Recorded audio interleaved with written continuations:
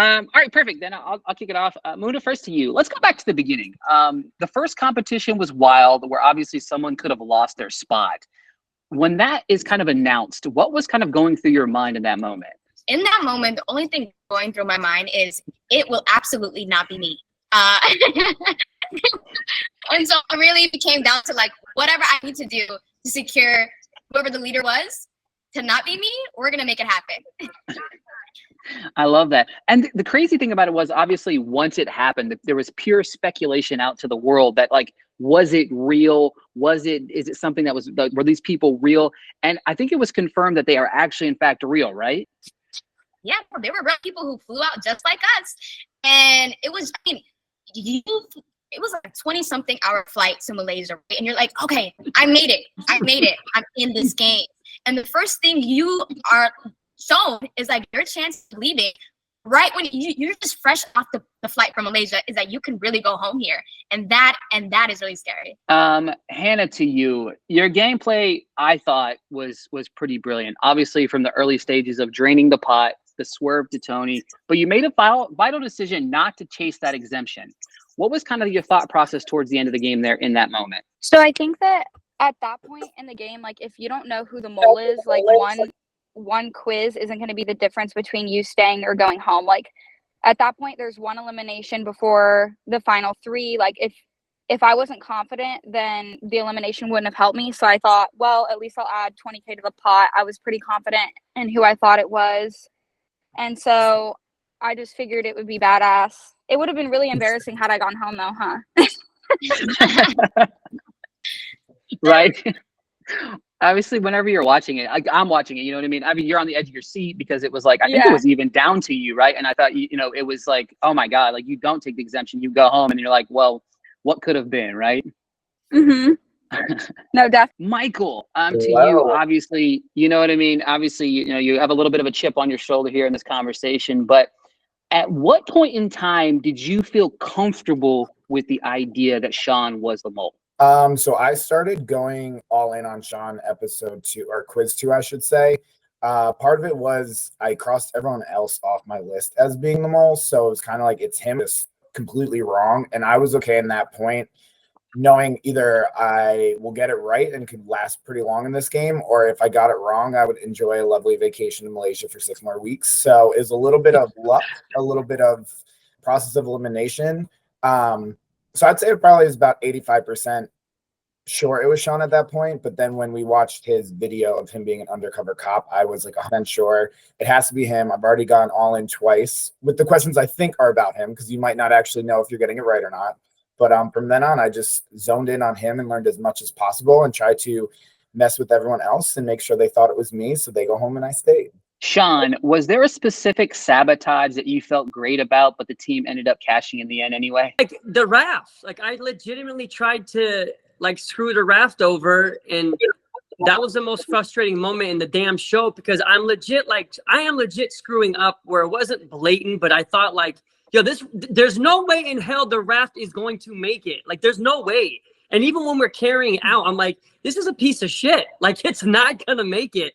And you see them halfway through start to struggle, and the barrels are popping up on the side. I'm like, oh, it's over. And the chest is starting to fall, and then they make it. And I was so pissed off because Michael is legit holding on with all his might to keep these chests up with these cargo straps. And I'm like, yo, this shit's gonna give way. It's gonna break, and then it didn't. And I was pissed. Like I was fake happy for them winning, and I was so mad on the inside. That raft 100% failed because of Sean.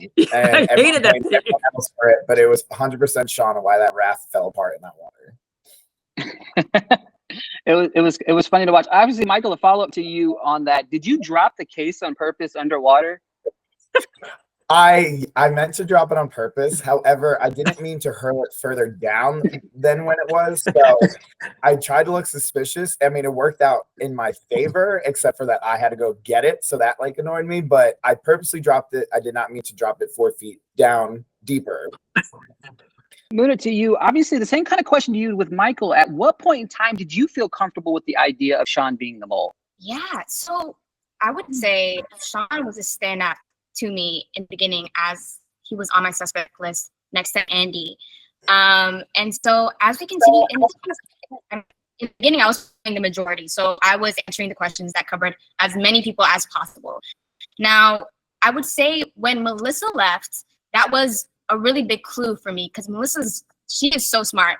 And I knew there's no way she would go 100% in on anybody. If anything, she was also splitting her votes. And so unfortunately for her, she had a lot of questions. She was with Sean just so much throughout that whole round. And so she had a lot of questions that also answered for Sean. So she was in that group. So she would have to answer with Sean and herself in a lot of those questions. And that was a big clue to me. Typically, as a player, you are not able, consciously, unconsciously, you're not going to vote for yourself if you're a player. So that was a big sign for me. And then as we moved over to the theater, that was the seal deal. And I voted all in on Sean moving forward. Hannah, to you, did any point in the game, did you change your strategy or did you kind of stick to the same way you were playing the game throughout the entire competition? So at the beginning, I was playing like, I'm going to throw suspicion. It's actually funny. The plan was for us to throw suspicion onto Tony. But what was funny about that is everyone ended up thinking that it could be me, like as a possibility. But the plan was to make it look like it could be Tony. But nobody for 1 second thought it could be him. And we thought like everyone would watch his movie, but turns out people like watched mine. So it was so funny because our plan didn't work at all. But when he got eliminated and then Q got eliminated, I was like, okay, you know what? I don't actually need to sabotage, or nobody thinks I'm the mole at that point. Like people had kind of been thrown off of me. So I was like, why am I even like sabotaging at this point or even worrying about that when all I need to do is get 100% on the quiz? So then I was like, I'm just going to add money to the pot and get 100% on the quiz. Like there's no point. Nobody thinks I'm the mole. There's no point in pretending to be. I just look dumb for like trying to sabotage at this point. Like I'm just going to focus on winning and like not really put my attention elsewhere. It's also just like, there's so many moving pieces in the game that it's just like so hard to focus on sabotaging, figuring out who the mole is, adding money to the pot, doing the missions. It was like, I need to eliminate some of this because I can't focus on this many things.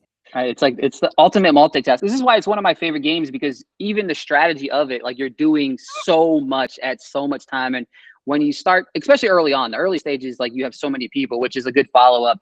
Mike, let's go to day one. I'm going to pass it around the table, but Mike, first to you. Day one, who did you think was the mole after the first competition? I think it was between 3 people at that point, or possibly 4.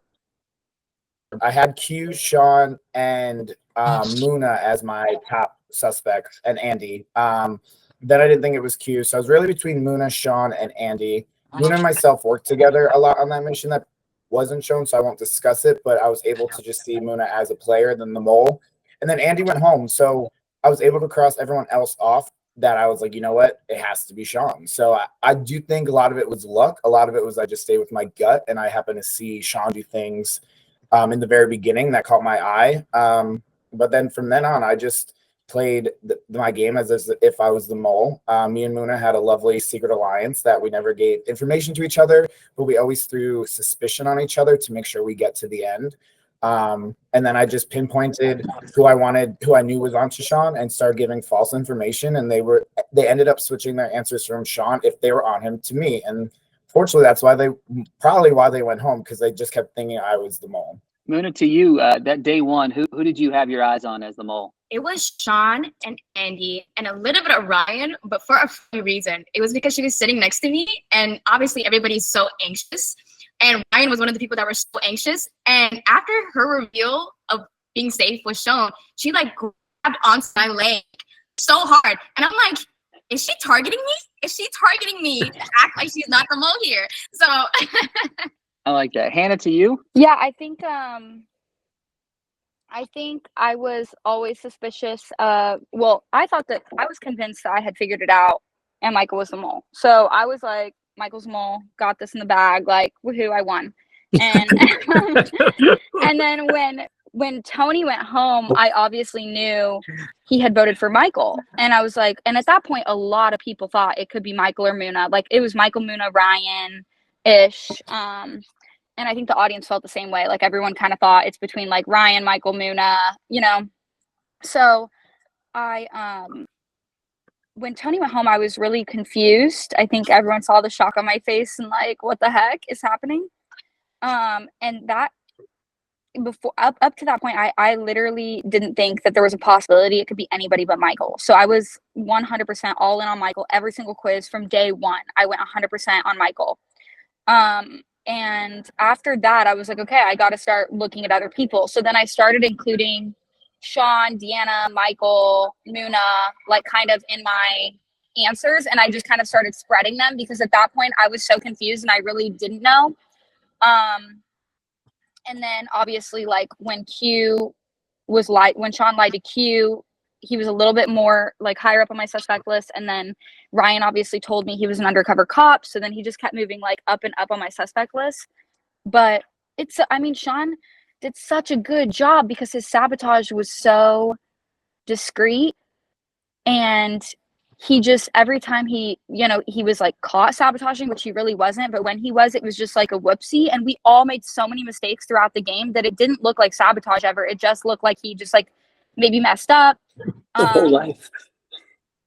Right. Just like how he, normally is. Like he has a really hard time doing things and completing tasks. So I didn't think that much into it. Sean, to you, in the early stages, after that first competition, who did you see as like your biggest competition in the game? I mean, Michael and Muna. And Michael, just because I knew he was on to me, it sucked because my entire gameplay was not to have anybody know it was me. Obviously, I failed. And Muna was so good at, I had no clue. I knew she had watched a movie. I wasn't 100% it was mine, but she never gave any tells that like she was feeling on me. Picking up on me. But I kind of knew, Michael was on my scent and I knew Ryan was there for a minute. But yeah, Michael was just, he was like a wart on my ass. Like he was there. I couldn't do nothing.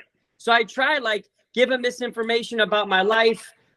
Then I'm like, whatever, I'm just going to use this dude as like a human shield in every mission because I know he wants to screw up so I can hide behind him, do my work. But yeah, Michael was a pain in the butt, but in all the right ways.